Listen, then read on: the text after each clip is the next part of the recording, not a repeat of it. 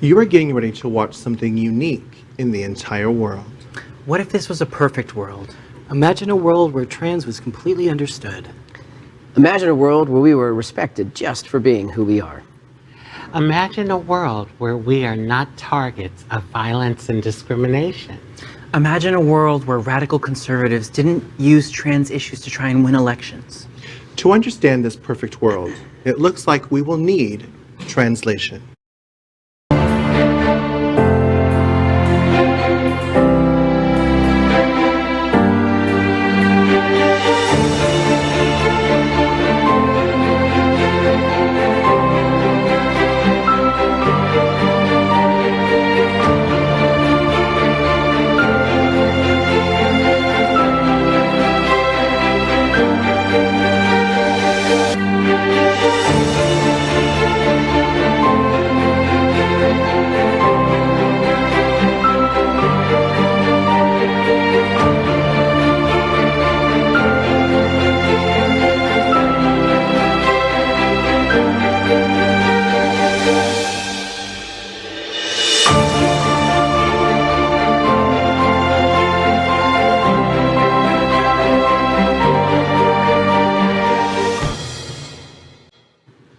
Good evening and welcome to Translation, the world's first trans show by the community educating our allies.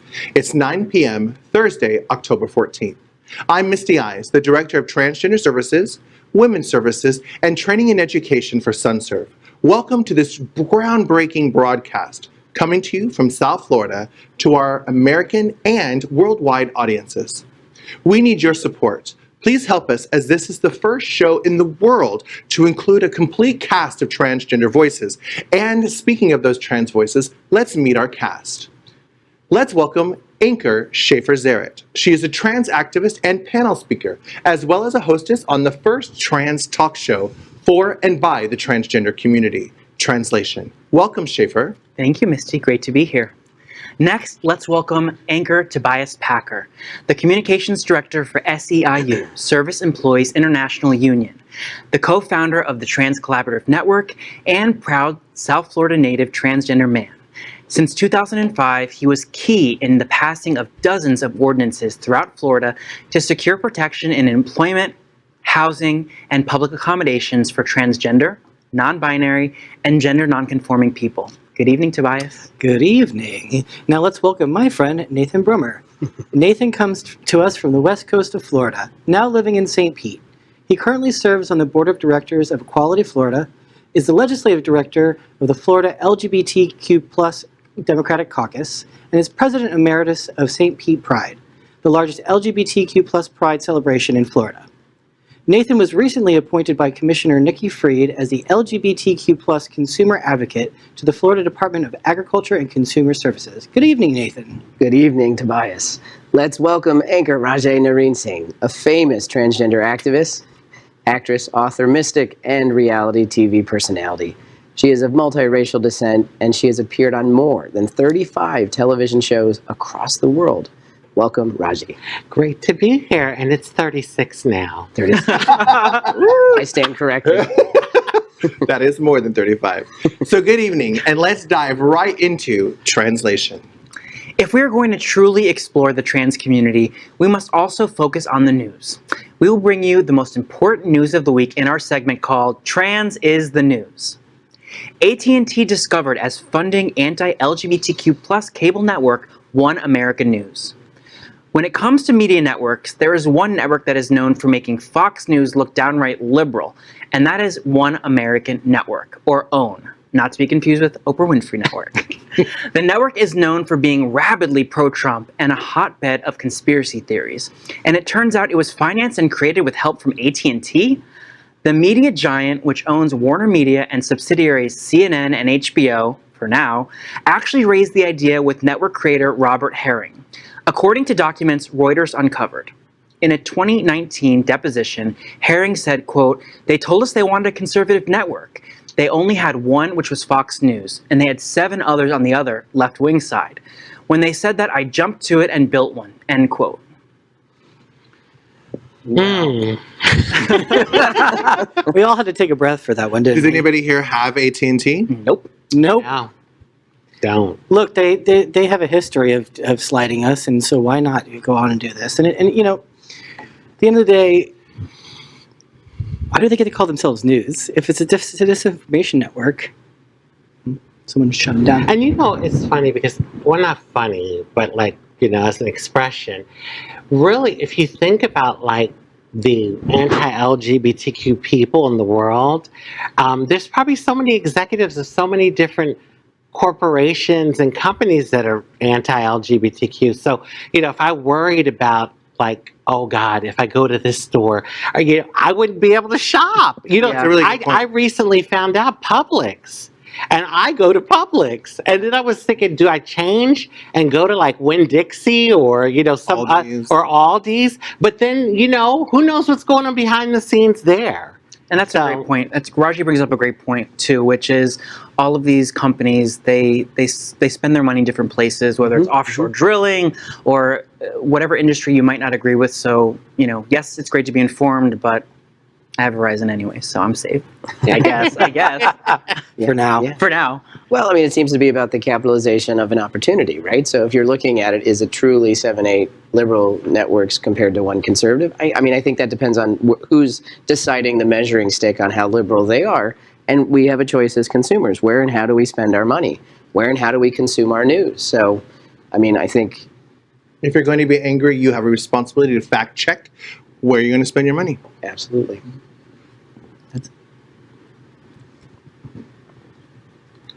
Trans is the news. Kim Kardashian roasts Caitlyn Jenner in a brutal SNL monologue. Kim Kardashian's opening monologue on SNL was full of self-deprecating jokes and jokes about her family.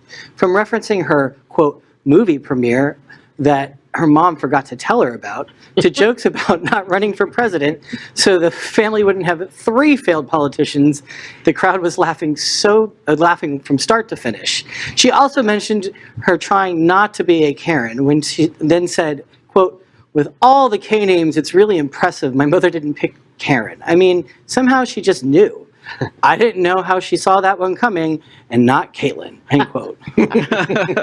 Well, you know, I have to admit, I thought it was funny. It was fun. She had me laughing. I thought it was hilarious. I thought it was clever and very well written. Yeah. It was so clever. The OJ jokes were hilarious, and it really shows you that she can poke fun at herself. And even, you know, it had me laughing too. And I hate to bring this up, but like whenever someone shames me for posting like a sexy pic online, and I'm like, yeah, but I bet you love the Kardashians. And look how that all began. I mean, not dissing her. I mean, more power to her. But I'm saying like the double standard, you know? Mm-hmm.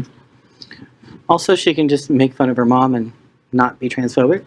That's nice. Yeah. Well, I'm glad there's not 3 failed politicians. Stay in your lane. Don't run for president. Oh my God! But remember, she dissed her mom's boyfriend, Corey for She Gold called her Digger. Gold Digger. Yes. I was like, oh my God. Well, win some, lose some. Trans in the news. Virginia's governor race is being fought on the backs of transgender people. The race for governor in Virginia has become a template for the GOP's plan to secure victory across the country by promising to trample the rights of LGBTQ people in general and transgender people in particular.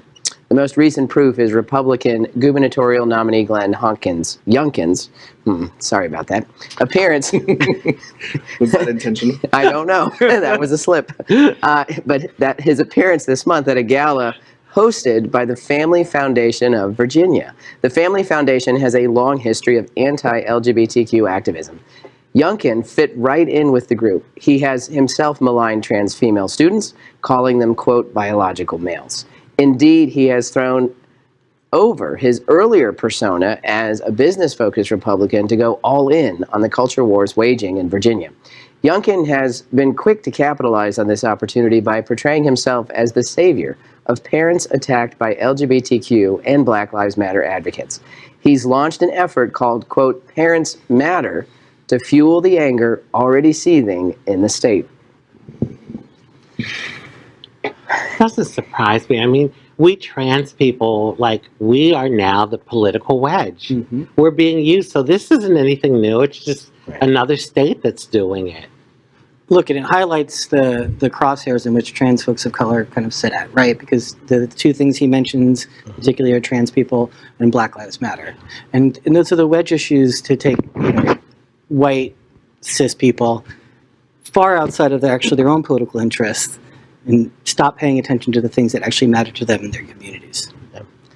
I think he's a little late to the party. I think parents' rights has been a political initiative, really, frankly, for a couple of years now. It's why we saw anti-trans legislation, unfortunately, pass here in the state of Florida and in a lot of other states. And it's also used to raise a lot of money. So I think we've got to stay vocal, recognize students have rights as well, and keep doing the work. To me, it's a cookie cutter political image that, as Nathan just said, is used time and time again. And it doesn't seem to be moving the needle as far as people who need to be speaking up more and kind of fighting back and running against these folks. And it's just, what is a shame to me and what's sad to me is how damn effective this messaging is in really kind of pushing their base to show up and show out. And yet I don't see much on the other side to combat that. To me, it's a low blow. It's a very low blow. It's a politician grabbing low-hanging fruit, and it reminds me very much of the civil rights movement. They were so scared that black people and white people would use the same water fountain, and now what if the trans kids are playing with our kids? It's really disgusting, and it's very sad. At TRANSlation, we examine what the trans community as people experience in our world. This segment is called First Impressions of Trans People. What we face. A new poll was released this week showed that more Americans now know a trans person than ever before. But the polls also show most still don't understand us. So our What We Face topic is confusion about trans people on your transition and sexuality. Are you gay? Are you lesbian? Are you straight? Are you non-binary? What does all of this mean? Schaffer, tell us about what we face. So for me, this is a really relevant topic. I came out as trans in December and right away went from being a proud member of the gay community to now being a trans woman and saying, okay, wait, hold on a second. So if I'm a trans woman and I'm still attracted to men, does that make me straight? So now all like the straight jokes, now I'm like the butt of all the straight jokes in the gay community because I'm now straight. So I think over these last 8 months for me, it's been just a progression of my own understanding of sexual orientation, and that there is some more gray area there. But I have had people tell me, well, you'll never be, any guy that's with you before you have any kind of surgery is never straight. They've got to be gay. So there's still a lot of misinformed and misguided opinions about sexual orientation and us trans folks. Tobias, tell us about what we face. Well, look, I think that very often when we're talking about protections and rights and actually recognizing our humanity, people get caught up in the nomenclature, right? Even amongst ourselves. And I think at the end of the day, National Coming Out Day was this week. It's really important for us to just collectively talk about our own identities and what it means to us in a broader spectrum of humanity. So we're talking about both sexual orientation, gender identity, and many things in between, right? Talking about what that means for our full humanity. So employment protections in housing, how that impacts our day-to-day life. As a trans guy, I go grocery shopping and walk my dog. Big shock, right? How dare you? How dare I? But to me, that's the most important thing. And no matter whether you understand it all or understand a little, listen to what other people have to say about themselves and acknowledge and respect that. Sure. Nathan, tell us about what we face.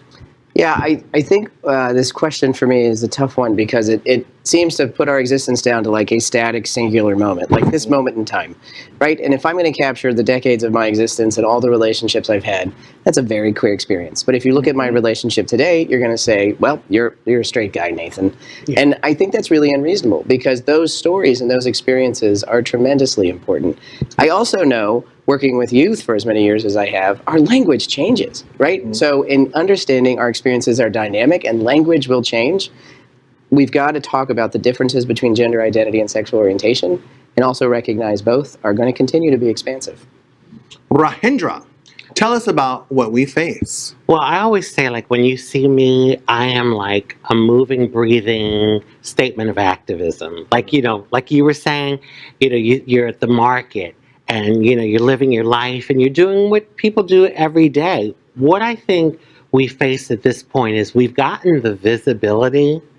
We're getting the stories, the authentic stories on TV, and a lot of people know about us, but there's still a lot of miseducation and misunderstanding. So like now when I go out, it's like, oh my God, a trans person. No, people are like, oh, that's a trans woman, but I can still feel that there's a lot of disconnect and the confusion between sexual identity and, your identity as a person. And, because we're clumped together with the L's, the G's, and the B's, and that's about sexuality. Right. And trans is about what? Identity. Who you are. Yeah, identity. It makes sense that the world is confused, but it also comes down to how they see us. If you see me as a man, then you're going to be very confused because I'm not a man. I'm a woman attracted to men. I am heterosexual. Up next, this is our trans issue of the week. Each week, we will focus on what we think the entire trans community is talking about. On his new Netflix special, Closer, shock comedian Dave Chappelle continuously compares the LGBTQ+ and specifically the transgender rights movement to the Black rights movement, and most importantly, not in a complimentary way. After his declaration in the special, quote, "I'm Team TERF," end quote, many in the community have called for boycotts of the special and for Netflix to remove it altogether. One former transgender Netflix employee called out the dangers of this comedy to the trans community, and she was suspended from her job.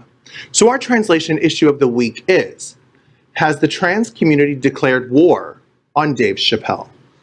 Well, it doesn't surprise me that the majority of his show was about the trans community. I mean, we're like in the news now. We're the political wedge. So, that didn't surprise me. I sat and watched the special last night because I wanted to be able to talk about this.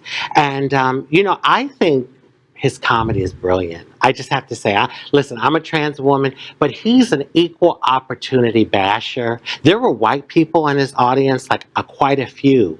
And he talked about white people. He was bashing white people, Black people, gay people. So like, why would we not be? And, at the end is when I really was touched because he talked about his friendship with a trans woman and how, she passed away because actually she committed suicide, but he's now created a fund that he's going to, because this trans person has a daughter or son, I'm not sure. They have a child. Yeah. So, that really showed me like, is he really transphobic? Is he?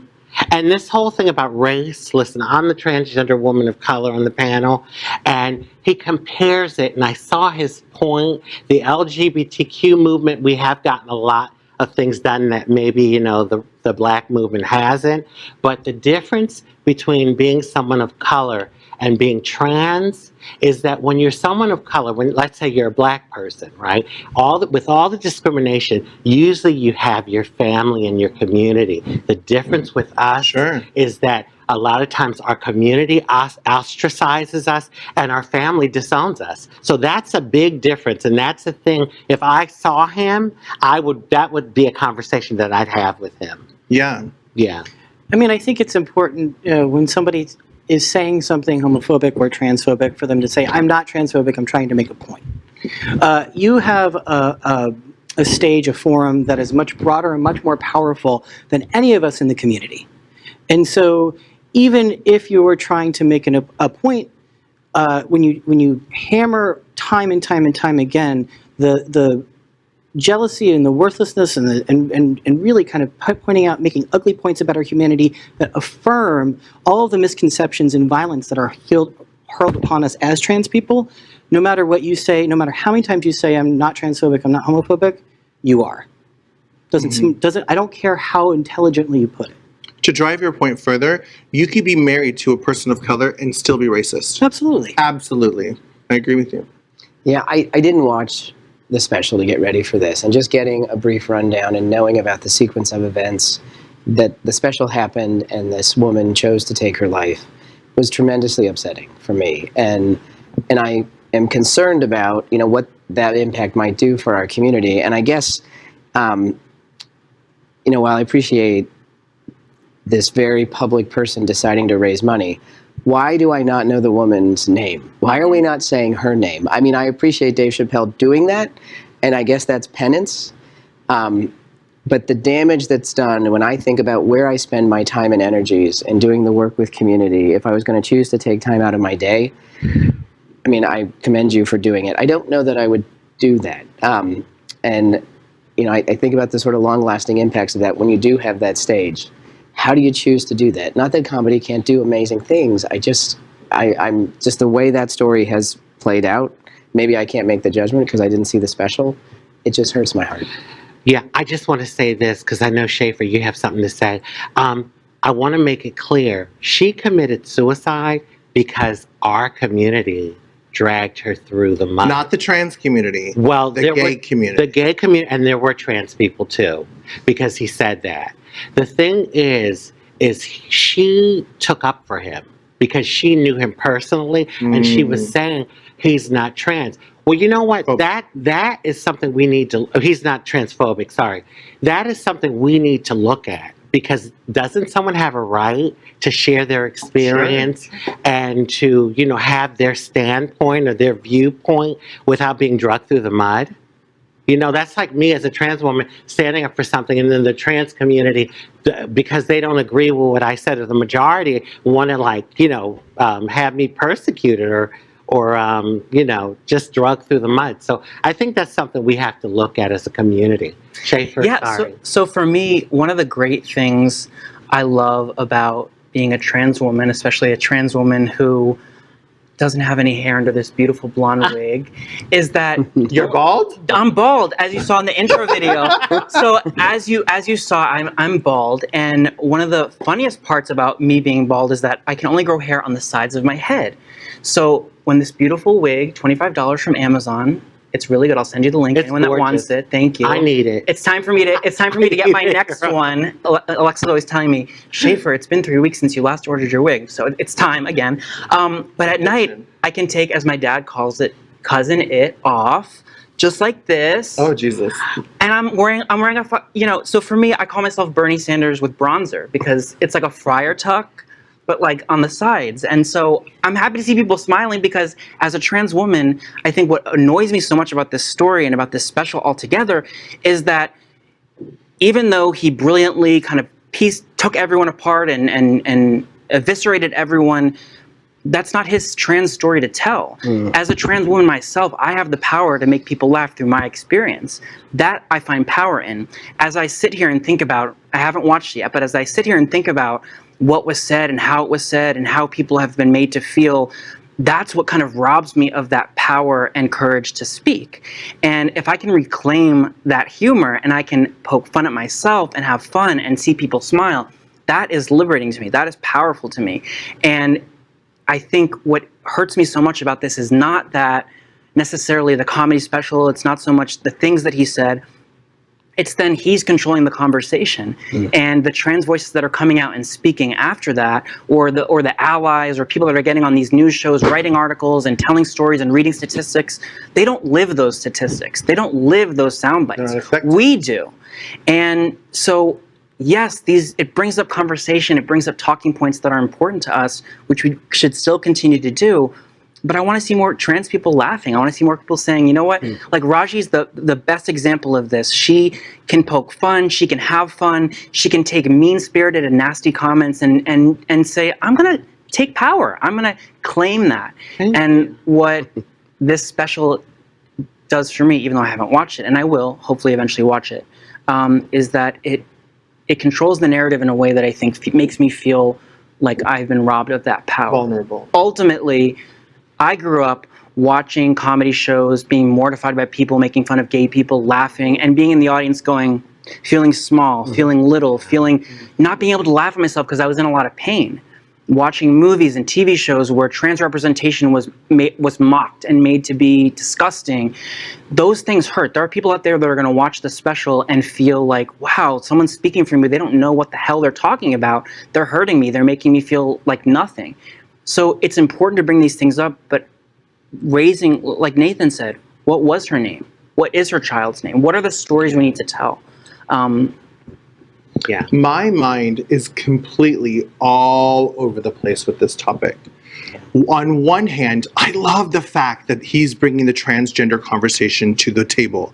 The conversation is happening. On the other hand, he doesn't have an opinion.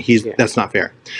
Another side of the coin, I am an entertainer. Yes. And as I identify as a good Christian woman in real life, and as a good Christian woman, I will get on the stage and say, I don't care how you fuck me, just fuck me when you can. And I will get up there and shock my audience and offend them sometimes, like, whoa, I'm gonna shit my pants. And people will be like, oh my gosh, and I'll have a dirty diaper with candy bar melted in it. And people are like, oh my God, he's gonna eat it. And I'm like, you want to shock your audience. You want to put material out there on the plate so that your audience can interpret it however they want. Oh my God, I'm so offended. I've never seen this bitch again. Or, she made me cringe. She entertained me. Now, as an entertainer, that is your job. You are supposed to put material out there and let your audience dissect it. You're supposed to let them say, well, that was noteworthy, or I'm never going to forget that show. Or every time I hear Bad Romance, I think of Misty Eyez. Yeah, but there's a thing about punching up and punching down. I agree. That's why I'm so confused. And so it's not confusing to me at all. Look, I didn't see this special, but there's been several others which I've watched, and he couldn't shut up about us before then either. He just didn't say such egregious things, and someone didn't kill themselves. Yeah. Let's just say that. And so, listen, he has a much larger stage than any of us. So if any of us got on stage and made fun of Dave Chappelle, it wouldn't have the same impact as him just kind of punching down and just sincerely, like just hammering home to the point of all of the things that Schaffer just referenced. Any movie, like, you can think of a million movies in the 80s and 90s where the punchline of the joke was, she's a man, baby, right? Mm-hmm. And it just really, instead of actually opening up nuance and humanity and generosity and kindness, or even provoking questions about what even internal reactions we have as trans people ourselves. Mm-hmm. What it does is it just acts to reaffirm all of the ugly shit all the other things that we have to deal with on a day-to-day basis. And I'm sorry, like, when I get to talk about my trans story, I make fun of myself. You know what? I was the best damn Girl Scout for 18 years. And how dare you? I know. And I was a Boy Scout. And look, and listen, I was a dyke on a bike, and I have I'm not a dyke on a bike. Oh yeah. And I have a very colorful and fun story, and I have no problem making fun of myself. Sure. But I have a problem when someone uses those pieces of my story to degrade not just my own humanity, but our greater community. And there's no sort of equivalent stage for us to punch back. Now, what if it was a trans person on stage doing people of color jokes? Well, if it was a white person, that's a problem. Yes. But what I would just recommend, I'd love to hear from you all once you watch it. Mm-hmm. At least watch it. I'm open-minded.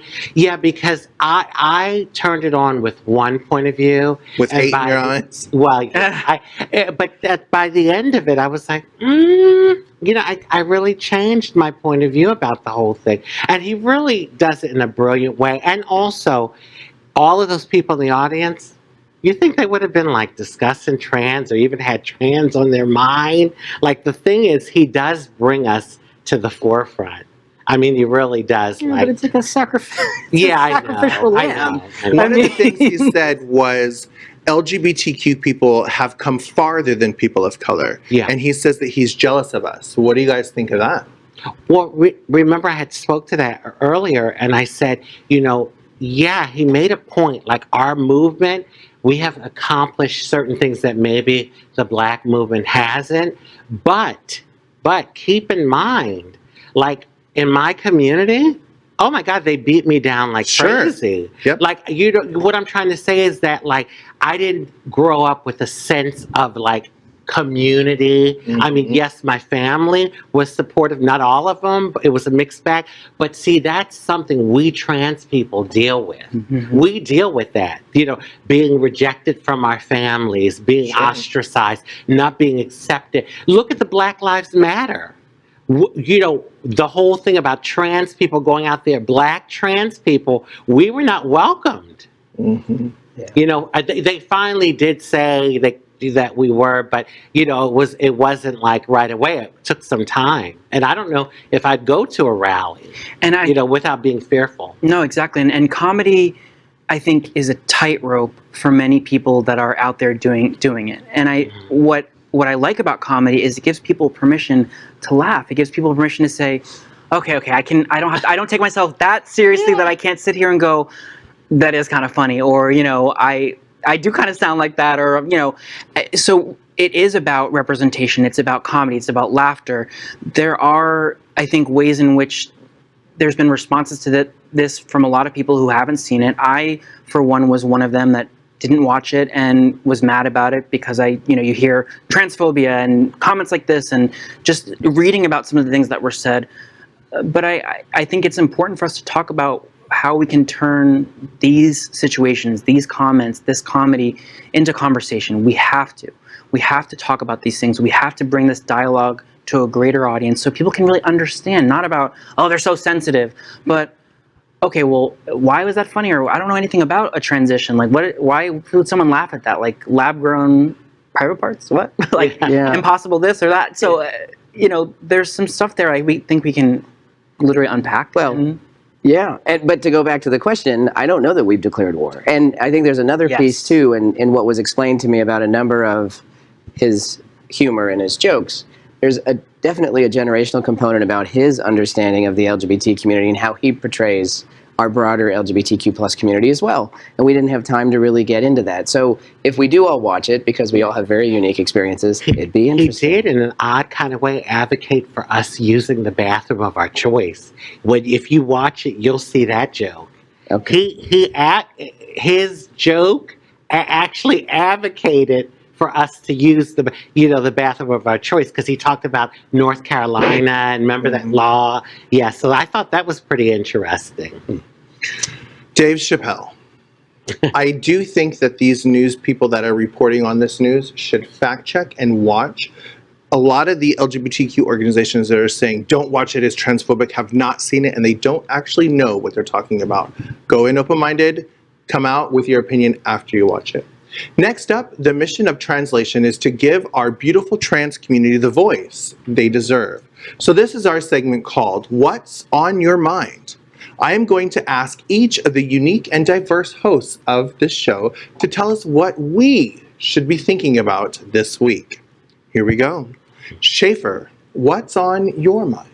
So a very wise white man, friend of mine and a mentor, once told me that when you're in a windstorm, that you have to face the wind head on. You can't turn your back to the wind and get blown away. And what's on my mind is that every day I try and find a way to fight and push through that wind, whether it's feeling invisible, feeling beat down. But it's been important for me to remember that. And that's really what's been on my mind this week, when my mental health and just feeling really hopeless kind of has taken over. So yeah, that's what's on my mind. Tobias, what's on your mind? Well, National Coming Out Day was a few days ago. Sure was. And just in case folks don't know, I'm a queer trans guy. But just in case, if you haven't guessed. But I think it's actually really important to be connected to the conversation that we just had, because coming out is a lifelong process, right? That is ever evolving, and our language changes and our sense of self changes as we age. I've had aging on my mind simply because I had to do palliative care for my best friend's mother a few weeks ago, and thinking about trans folks as we age, right? And as our identities shift as well, and as we get older, what's going to be there for us? And so I'm really thinking about, in connection to National Coming Out Day, actually how we age and what I'm going to help build, because we get a lot that we have to do. Yeah. Nathan, what's on your mind? Well, now aging, but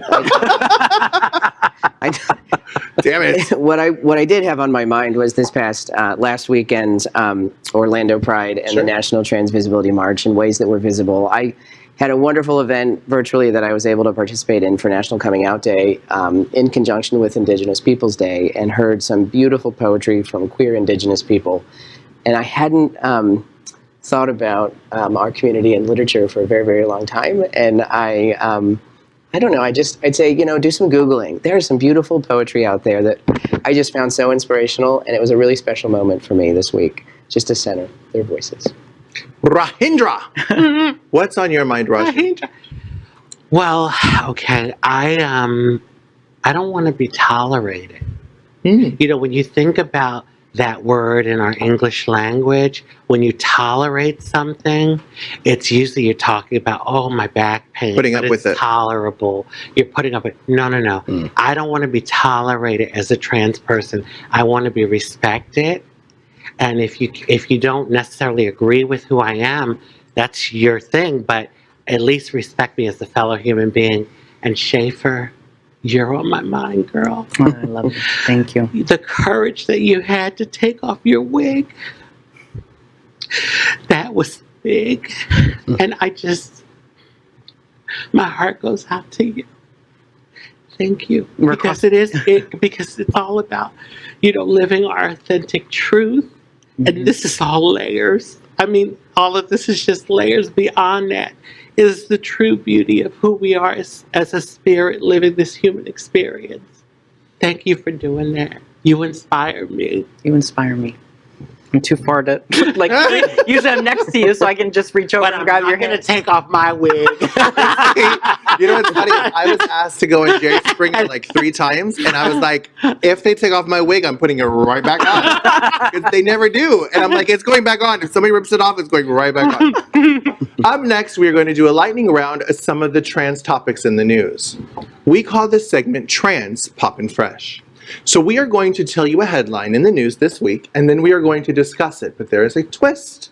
We are only going to discuss it for 1 minute total. That's not 1 minute each person. That's 1 minute all of us. Are you sure? Are we sure? Are we sure? We understand? Yeah. We have a very winded group of people. Winded or windy? All right. Tell me that's not your dead name, because I will be feeling very bad. Oh my God. What is that triggering? I'm sorry. Windy. No, it's not. Okay. I was like, because sometimes when people say Misty or Mister, what? All right. And I'm not Roger. Are you uncle though? Oh, jeez. All right, headline. When a transgender high school student in Orlando was nominated for Homecoming Queen, she thought it was a joke. A very cruel joke. When she won, though, the entire school, including the Homecoming King, voiced their support for her. So Trans Poppin' Fresh headline. This transgender teen was crowned Homecoming Queen. She said, "I'm the first, but I hope I'm not the last." This is so cute. It's giving me like Mean Girls vibes at the end where she breaks off a piece of her crown and gives it to everyone in the audience.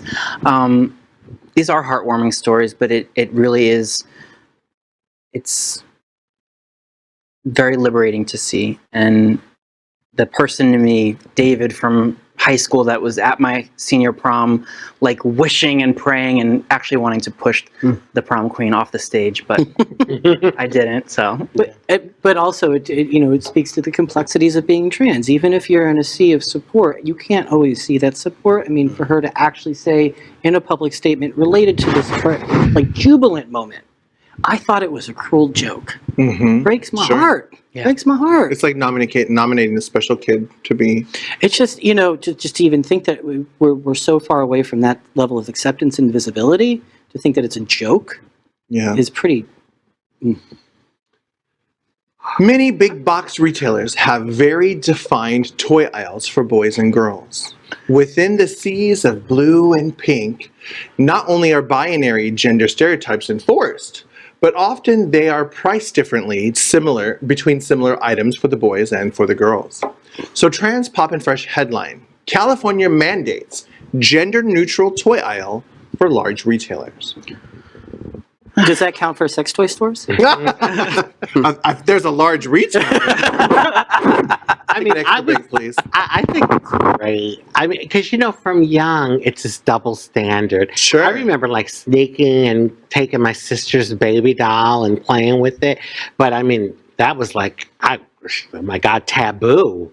Because it really is. I think the lines are very defined if you're born male. Assigned. And or assigned male at birth. And I think it's like, there's certain expectations put on you. 2 boys can't go down the street holding hands, but 2 little boys. If you see 2 little girls, the people don't really bat an eye. I mean, it's also an interesting consumer issue because when we look at certain items that they turn pink or blue and there's a price difference between the 2 of them, it's also the price of gender, right? The pink tax, yeah. And so I think the pink tax. Thank you. That's right. And so, I think it's a consumer advocacy issue. I do think this is beautiful because now you're not going to feel guilty for walking down the aisle. That's not your color assigned at birth. Hey! Next headline. British endurance racer Charlie Martin had been racing for years before she came out as transgender. Since then, she has made history in several races and campaigned for more trans representation in racing. So, Trans Pop and Fresh headline. This is what it's like to be the only trans woman in elite motorsport. You want representation? Sign me up. I mean, jokes with my friends. They used to call me Mario, but this is a really tough sport to be a woman or to be a person of color and to be taken seriously. Yeah. And I commend that. And I think it's great to call out for more folks to do it. And it's tough to be the first, but God bless. Listen, if she wants to sponsor me, I'll crash into something. We were talking about the same sport that isolated Bubba. Yep. For being a person of color in the sport. This is a redneck sport, y'all. Yeah. This is major news. And she has to be a tough cookie, because I know the shit that they, pardon my language, the stuff that's said about her, but she has to be a tough cookie to be able to do that. So more power to her. Definitely. Fortunately for her, she's got years in the business and she knows how to play the game. Yeah. Mm-hmm. Next headline. Gay master of horror, Clive Barker, had teased that he wanted to reboot The Mummy with a trans lead earlier this year. We may not be getting to see that movie, but Hulu has released its rebooting of Hellraiser with trans actress Jamie Clayton playing the lead. So, Trans Pop and Fresh headline. Trans actress Jamie Clayton cast as the iconic Pinhead in Hellraiser reboot. Why didn't Clive Barker call me? I mean, hello. I just came out to America as a proud, bald trans woman. Why am I mean, this is an atrocity. Is that why you kept your way down? Because you're funny and not scary. I can be scary. I can be a pinhead. I can be a pinhead.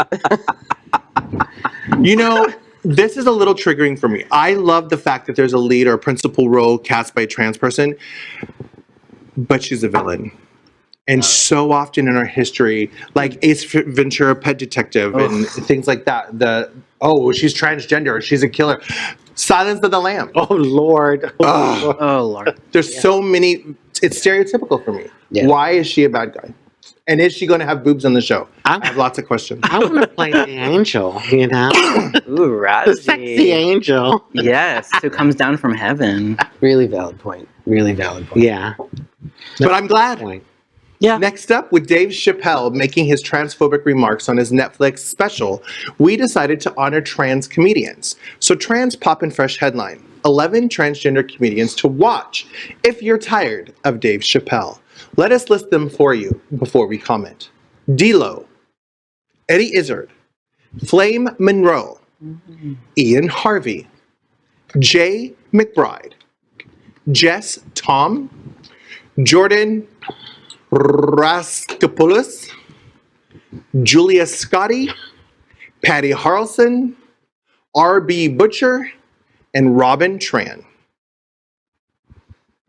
I mean, what's to say other than that's awesome, right? We need more of us everywhere. And these comedians clearly don't have the same platform and stage that Dave Chappelle Our does. audience even. So look, this is the appropriate moment for us to highlight our own voices and talk about what we contribute. Exactly. And you know what? It would be nice if Dave Chappelle would feature some of these comics. That's if he would really is not transphobic. Exactly. That would really show that he's not transphobic. Mm-hmm. One, I'm reminded I haven't been to see a comedy show in a very, very long time. But I'm also reminded we have a local comedy theater in St. Pete that tried to bring in a number of different artists, including trans comedians, and they didn't have a lot of success selling tickets. So I think we have to, with intention, support our trans comedians. I don't know the non-binary term for that. Let's Comedian. Just comedian. Okay, see, we've got to get that. So, I mean, we've got to find opportunities now that the doors are open and shows are back in. Let's support them. I always say if you're not a part of the solution, you're part of the problem. And instead of boycotting, put your money where your mouth is and support your trans community. Well, that's it. TRANSlation. This unique forum is a first ever experiment to bring the trans community voice forward. Whether the news, politics, healthcare, mental health, entertainment, and the countless other streams of the trans community and our lives. TRANSlation will be here to explore it all, to talk about it, to laugh, to cry. We are here with you in this together. You're not alone. We end tonight's show with what we call TRANSlation Challenge, to simply help the trans community to have an opportunity to say goodnight to each other, to remind us how incredible we are as a trans community. A good night from Schaffer Zaret. Misty forgot to say goodnight from Schaffer Zaret and from Cousin It, who will be making an appearance. I'll leave Cousin It on the table. But if we can't laugh and celebrate our uniqueness and have fun and claim that power, then what are we really doing? So if you're watching this, a very sincere and loving goodnight from me. And just know that there's a smile and a laugh just around the corner. And I'll be seeing you on Netflix next year with my own comedy special. Oh, next year? That's setting the bar very high, ma'am. A good night from Tobias Parker. Packer! Sorry. What are you packing, Packer? Listen, I told you nothing because I'm... No, anyway. Well, good night from nothing in my pants. Wow. Some guys pack. I know. No, but jokes and joking aside, coming out. Listen, coming out is an important part in sharing our truths, no matter how silly and sometimes maybe a little mystifying and humiliating, but it's our own stories to tell. And actually, the things that we're most afraid of in ourselves, when we tell them with a laugh and a smile, they actually open up doors to our humanity that other people don't often see. So good night from me. I am not going to ask our next panelist if he's packing, but a good night from Nathan Broomer. You know, as we all sat around and we laughed and we shared some stories tonight, my special good night is to share in moments like this. I am so grateful that we have TRANSlation and we have this time together. Sure. And if this is the high point of your week, please come and enjoy it. I know it is definitely the high point of my week. We find community wherever we can, and I am recharged and feeling love from all of you, and I am so grateful for that. So come back, and I hope to see you all again soon. We love having you here. I know it's a far drive. A special good night from Rajee Narinesingh. Well, I hear from LGBTQ people from all over the world quite often. And, I just want to say you're not alone. We live in a world now where you can reach out. And even to LGBTQ people here, trans people specifically, or in particular, that are in a community that maybe is very rural, try and find that community center, LGBT, maybe in the next town over, that you can go to their website and find some online support group. The worst thing is to feel that you're alone in this world, and the reality is that you're not. You are not alone. I am here with you. And Rajee is correct. It always gets darkest right before the storm, or right before it gets bright again. And you can't see the stars without the darkness. Keep going. See, this is how we love each other, everyone. I am not perfect either. Ladies and gentlemen, there are flaws within this gorgeous philosophy. But if you are transgender and you're watching this show, you are beautiful, you are special, and you are loved. And if you are in a difficult situation, this too shall pass, and you can get out of it. Well, that's it. A special good night from Ariana Center and the sponsors of Translation. We need your help to support this broadcast. We invite you to reach out to sponsor, like, share this amazing show, damn it. Are you going to help the trans community?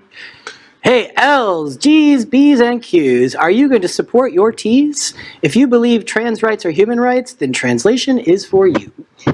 Share this broadcast, talk about it, like it, and tell the entire LGBTQ community and our allies there is something new. Fox News cannot be the only voice. Tucker Carlson, Sean Hannity, and Laura Ingraham cannot be the ones who define us. The trans community deserves more. We hope that you agree. And if you do, we will see you on the first Thursday of every month at 9 p.m. providing translation. And a special thank you from Misty Eyez to Tony Lima.